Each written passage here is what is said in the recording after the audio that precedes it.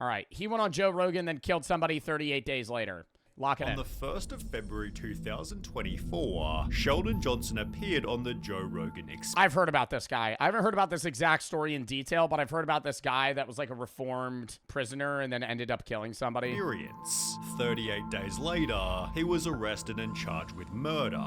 It was episode 2096, with Joe Rogan, Sheldon Johnson, and another person named Josh Dubin. Josh had been on the podcast 6 different times before, explaining on an earlier episode that he was a lawyer who worked with wrongfully convicted felons. We're here to get the word out about wrongful convictions. In 3 out of 6 of Josh's appearances, he'd bring these wrongful convicts to tell their story. He spent 3 decades in jail for murders that he didn't commit. So when Wow, dude. Josh brought in Sheldon Johnson, 30 years? it seemed this would be another positive episode, but it quickly became apparent that Sheldon was slightly different. I figured we'd do something a little bit different. Typically, the person sitting to my right is someone that was wrongfully convicted.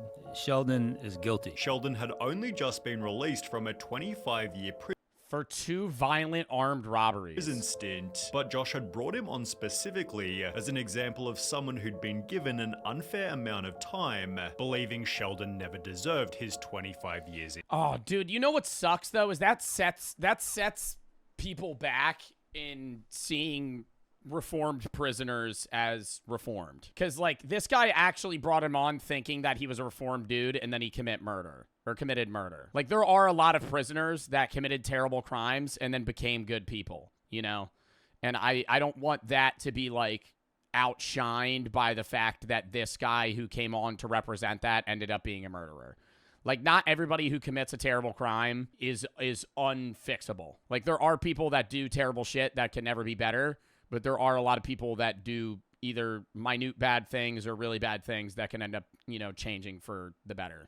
In prison. Well, you can be the judge of that. Born 1975, Sheldon Johnson grew up in the Martin Luther King Jr. Towers. Murder can't be forgiven, somebody said. I agree, but people that commit murder can change is something that I would agree upon, right?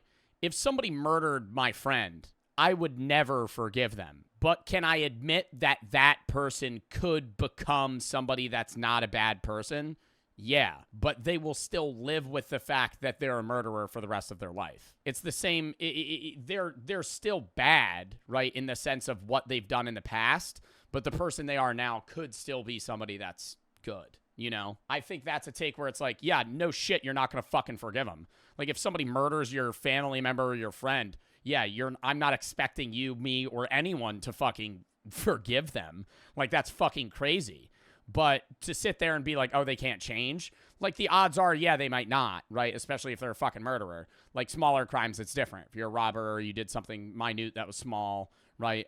That's a different scenario. In a situation where, like, that happens, you're not going to forgive them, but you could still be like, yeah, there's a chance they can change. AKA a poverty-stricken housing project in Harlem, New York City. His entire family tree had So cheating is okay if forgiven. Are you stupid? Like, are you listening to anything that I'm saying? been in and out of prisons. My father was incarcerated. He did about 15 years. I was incarcerated. My grandfather was incarcerated. My great-grandfather was a slave. And my son killed somebody when he was 12 years old. While Sheldon Wow, dude. was the only one in his family who had functional hearing. My mother's deaf, my father's deaf, my sister's deaf, my aunt is deaf. I grew up in a deaf household. Therefore, his father, a drug dealer, brought Sheldon along to help him translate deals, and by Wow, his dad was a deaf drug dealer and he had to help with deals. Sheldon had joined the exact same line of work. I started selling drugs. Guy offered me an opportunity to be a lookout, and I would just stand there, and eventually I just slowly moved up the ranks. It turned me into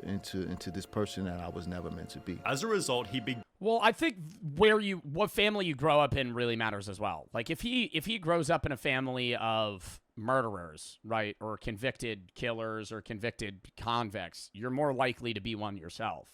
Just in the fact that you're growing up and seeing that as a norm, and that's kind of being inflicted on your personality. It doesn't mean that's going to happen, but yeah. And a problem with, poorer income areas as well is drug dealing is so appealing. If you're somebody that lives in a poor household and the capability to make thousands of dollars quickly arises, the risks sometimes are outweighed by the rewards, which is bad. And it shouldn't be, but I mean, it's the world we fucking live in, right? People can make a shitload of money dealing drugs, even if they recognize that it's harming other people and possibly themselves. Began to rack up charges. Driving without a license, standing on the corner, little small petty drug cases. And spent most of his teens in the Rikers Island prison, although it'd be after his release at the age of 21 that things went downhill badly. He'd commit 2 different armed robberies, receiving a sentence of 50 years in prison, which Josh argued was incredibly unfair, given only one person received minor injuries. He got hit in the head with the gun right here on the side of his head, and he had 2 stitches, and they gave me 25 years for that case. Did you hit him in the head? No. Regardless, prison is where Sheldon realized he had to turn his life around. It was at that moment I really said I have to change my life. I just can't do this. Beginning a prison journal about hope, change, and reform. In his entry letter to my younger self, he'd explained just because you're surrounded by violence does not mean that violence is the way to solve your problems.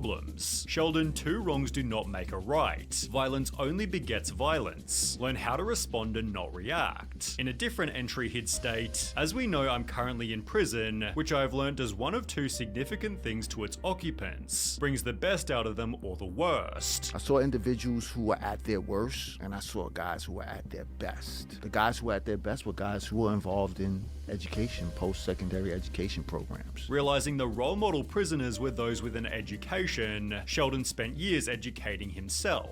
I got into school, I got my GED, and then I went on to obtain my bachelor's in behavioral science from Mercy. I stopped smoking weed, I stopped smoking cigarettes. I started working in the law library.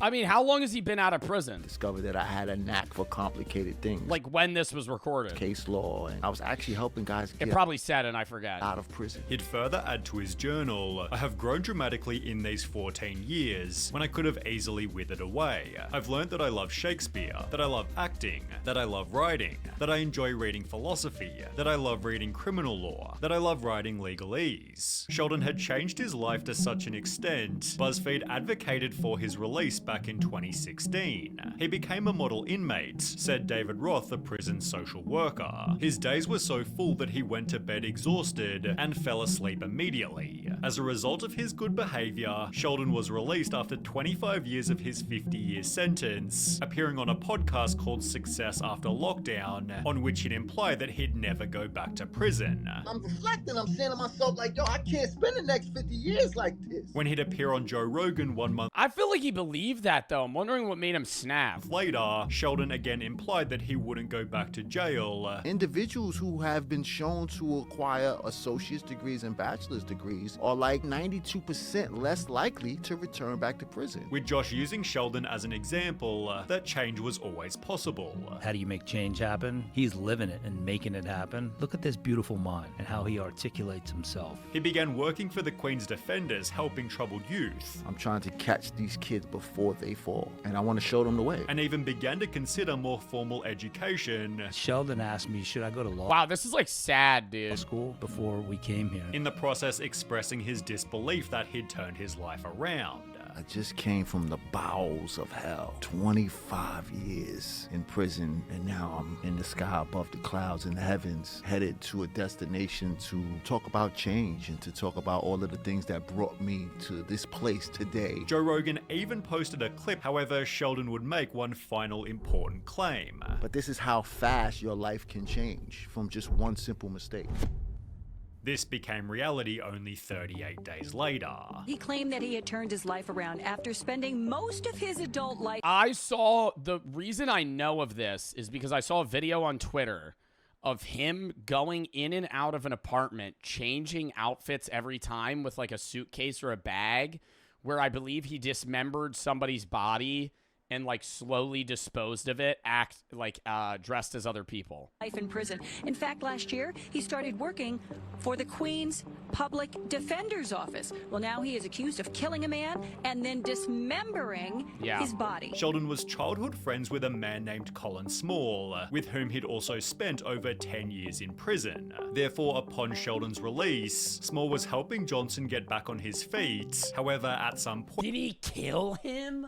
their friendship took a turn. On the 6th of March 2024, police received a call from a tenant who lived in New York, claiming to have heard 2 gunshots from Colin Small's apartment, as well as a voice begging, "Please don't, I have a family." Police drove over to the flat and knocked on the door, only to find Sheldon Johnson inside, who claimed that Colin Small had apparently gone upstate. Well, police searched the apartment and found half of Colin Small's body, finding the other half back at Sheldon's apartment, in addition to concrete and a Tyvek suit. CCTV outside Colin's apartment This is what I saw.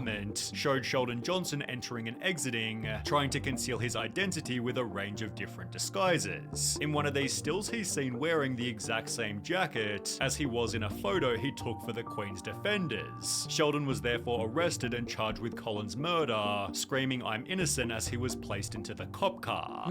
I'm innocent. Why do you have a hazmat suit on? They knocked on that motherfucker's door and he opened up wearing a hazmat suit. Hey, we heard somebody got murdered in here. No? No? Like, what the fuck did you say? Why are you wearing a hazmat suit? No reason. His innocence all the way to court. Yesterday, Sheldon Johnson pleaded not guilty to the charges. He had quite a few supporters inside the courtroom. As the comments on his episode changed overnight. Imagine being locked up for being wronged by the system for over 25 years, only to prove that the system was right. Amazing. The judge who gave him 50 years must feel pretty smart right now. I really believed I was gonna die in prison. Well, you're not wrong, buddy. Sheldon's own father stated, "I'm surprised my son was arrested. I was shocked. He learned and studied in prison for 26 years. He is a good man. He was doing work in a law office. But I wonder what prompted him to kill the guy that was helping him. No problems, but I doubt nobody was as shocked as Josh Dubin. Oh, He yeah. ended Sheldon Johnson's episode stating, I'm very thoughtful in who I bring on. I think this was one of the best ones yet. but is still yet to talk publicly since Sheldon's new allegations. Joe, on the other hand, talked about it recently. He was guilty before, and we knew he was guilty, but he got 50 years. Right. And then he was talking about he turned his life around, and this like a month after he was on the podcast, cut some dude's head off. The homie didn't understand new HD security cameras. Theorizing that prison had only made him worse. Was that because he spent 25 fucking I think that the U.S. prison system is way more focused on punishment than reformation, and it's why we have so many prisoners go in and out of prison just constantly. Because it doesn't teach you to be better, and a lot of people that go in at a young age, instead of being taught how to be reformed society members, they're just like, you're an asshole for what you did, blah, blah, blah. Now you have to sit in prison for 10 years. And then they just fucking let you go. And it's like, all right, you're back out, but they don't teach you what the fuck you need to do. And I mean, there are people where like, or prisons where they can get the access that they need, but for the most part, it's just, it doesn't really help them. I think on the other hand, there's the exact opposite where it's like Norwegian prisons or more Nordic places where like murderers get kitchen knives and all these things where they're just kind of in society. I think that's also kind of too far. I think it's two ends of the spectrum where it's like just too much punishment, too much reformation. I think you need more of a middle ground where it's like, hey, you did something wrong. You need to realize that it's wrong and you need to move forward from that. And then, hey, we're going to help you also become a regular society member. years in jail, which is an insane amount of time to be locked up in a prison and then expect to acclimate. I don't understand how you could kill somebody and then not feel remorse. I don't know about killing somebody and not feeling remorse, but I forget who said it. I think it was on the Joe Rogan podcast or some other podcast I was fucking listening to, where they were like, I think it was actually Theo Von, the comedian, was like, I heard killing's supposed to be, he has like a friend that like murdered people, and he said that like murder is supposed to be like, feel good or something. So in the moment, they don't really recognize what they're doing's wrong because you're just hyped up with adrenaline. And then on the outlook afterwards, they just feel like shit. Next!